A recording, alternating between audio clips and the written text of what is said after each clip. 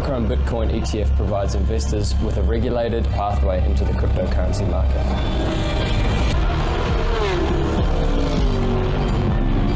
When you're ready to take your investments to the next level, you might want to consider Monaco.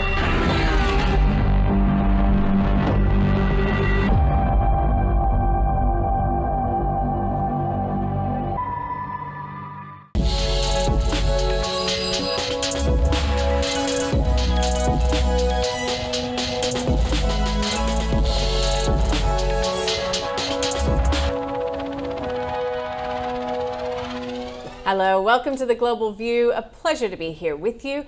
I'm Nadine Blaney. All right, it was a pretty dismal session on Wall Street through the overnight period. We did have European markets also coming under pressure. You can see there, we saw the Dow Jones, the S&P 500, and the NASDAQ put in their worst performances in quite a long time. Also worthwhile noting that we saw the volatility index there at the bottom of your screen rising significantly. That's the CIBO Australia VIX index up by 22%. We saw the Mag 7 come under a lot of pressure, so Tesla and Alphabet, in the wake of results that came through the previous session, added to the aftermarket losses through the day. So you can see Tesla down by 12%, Alphabet off by a further 5%. So pretty dismal pickings in that part of the world. And we saw as well, after the bell, the earnings got more interesting. We saw shares of gold miner Newmont rising after it came in with adjusted profits that beat analysts' estimates. Second quarter gold production rose to 1.6 million ounces. IBM shares also rose and extended trading. It posted revenues of $15.7 billion, higher than expected. Software revenue was up, consulting revenue was down. Ford shares were down 8%, and that's despite beating expectations on revenues of $47.8 billion, I should say. And Chipotle shares soared after the bell, rising more than 6%. Adjusted profit beat analysts, and it announced a share buyback worth $400 million. It also said that sales remained steady, even as it lifted prices. Now, before the bell, we heard from the likes of AT&T. Shares rose as that second quarter subscriber additions beat estimates. AMC Entertainment Holdings was down, though, after forecasting a second quarter loss on fewer movies hitting the screens. Now, the US dollar edged lower overnight, with traders watching out for that inflation read on Friday. We saw the US dollar coming under quite a lot of pressure, and also the yen hit a 7-week high ahead of its central bank meeting next week. Global PMIs showed that US manufacturing fell, while we saw the service sector expanding. In Europe, the July PMIs fell across both manufacturing and services.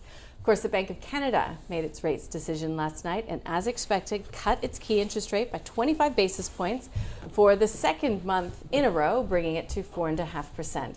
Now, the Bank of Canada said that more cuts are likely if inflation continues to cool in line with forecasts.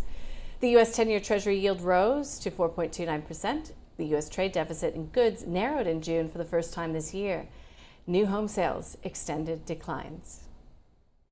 So that's a lot to digest, isn't it? But good thing we've got Ira Epstein from Linn Associates here to help us make sense of it all, and as well take a look ahead. Ira, just a few thoughts on that session overnight.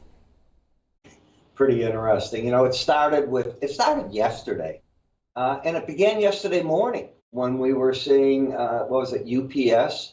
They were a terrible miss. Then in the afternoon in America, we saw Tesla come out with their statement, and I think everyone was looking for a lot more than Mr. Musk delivered. They were looking for ideas on the robotaxi doing something soon, because he had put off the August meeting to October, and then he said, well, sometime next year we'll see it. You do understand, from the day that he rolls it out to the day it really becomes useful is a long way off. So I think Tesla's another one of these companies for the time being that comes under pressure. And then we saw today the Mag 7 not do what traders think. And remember, this market's in the middle of summer in America. We are in a market that had high expectations, everything gets set back for a while, but has the real story changed? And that will be really what traders look at. They're going to ask eventually, all this money that is being spent on artificial intelligence, where is the return on it? When will the return on it show up? And what kind of return will it be? So far, it's just spending on chips. And the question is that too much? And that, by the way, set off NVIDIA because Mr. Musk said, maybe we do our own. He gave it a name and they go their own route. Now, I can see that happening with a lot of people. Yeah, okay, so that is one of those situations that is a watching brief, right? We won't know until we know pretty much how this all pans out and if the spend was too much. So otherwise, we can look at the fundamentals in the economy. And we've got a big read coming up with GDP, Ira. What are you expecting? Are you expecting to see an improvement on the quarter? I think I'd like to see it flat, to be honest with you, and not go anywhere. What we want to see, and let me bring this back to GDP and other things. Bill Dudley was the ex-Federal Reserve President of New York today, did 180 return, and out of nowhere, he said, why don't we start a July cut? The economy's slowing too much. And that's what we're seeing. We're not only seeing it here. China fell off the cliff. It's affecting your own economy as they buy a lot of the raw materials from you, and they're buying less of everything at this point as their shrinkage is being seen. Well, in America, our labor market is cool. If you look at industrial production, the numbers that come out, and they came out today, they're not good. If you look at home sales, they're not good. The affordability of homes is not good. So I'm not convinced that it's about GDP one way or the other. I think what we want to do is understand that we're in a cooling off period. It's not just the United States, it's around the world in most cases. And in those cases, what the Fed or central banks is the right word. What central banks have to do is at what point do they abandon just looking at data and try to get ahead of the curve? And we're at that inflection point. We saw the Bank of Canada now go 2 rate cuts in a row. The European Central Bank has to make their mind up. Germany is not doing well. That's the main driver there. In the United States, labor cooling. I wouldn't be looking tomorrow at GDP as much as I do as the jobless number. Then I'd be looking at this Friday's PCE numbers. Those are what the Fed is going to go off of. They don't care the rear view what that last quarter did. They care what's going on right now because a decision has to be made as to when to pull the trigger to get ahead of the curve. And the market realizes that. That's why you're getting this pullback in the stock market. Gold market is pulling back because you're asking yourself, where's the inflation coming from? If the Fed doesn't move in July, which most in the United States don't think they will, but if they don't, then we've got to wait almost another 8 weeks before they do something. And the question is, where's the inflation pressures? Inflation pressures will come when you start dropping interest rates. All of a sudden, I think gold becomes very interesting at that point. Copper doesn't come alive till China does something. Yeah, and we didn't see any reaction to that surprise interest rate cut that came from China earlier in the week. So we're still waiting, and trust us, we're waiting down here in Australia as well to see a pickup in the Chinese economy.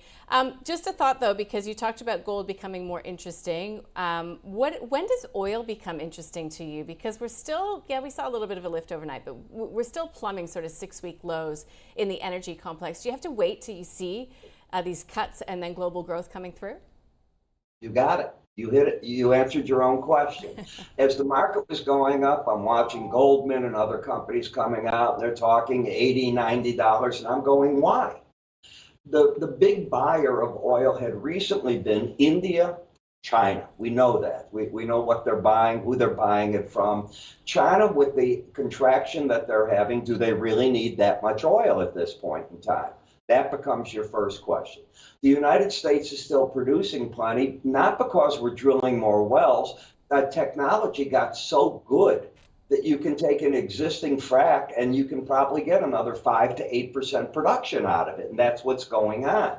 So we're doing fine with that, and we're able to supply where we're going. So why would oil go up? I mean, the one thing that's going to happen is you have to turn the economies around to get the demand. Otherwise, we know OPEC is waiting in the wings. They want to put more oil out on the market. So we know the supply factor. I don't envision they're going to say we're cutting further. They're having trouble getting people to right now do what they do. I read today where OPEC said that they're going to get barrels back, if you will, from the countries, Russia and a few of the others that have been overproducing. Well, barrels back is just another way of saying maybe they'll produce a little bit less, but it's not everybody. So I don't see oil as the play right now.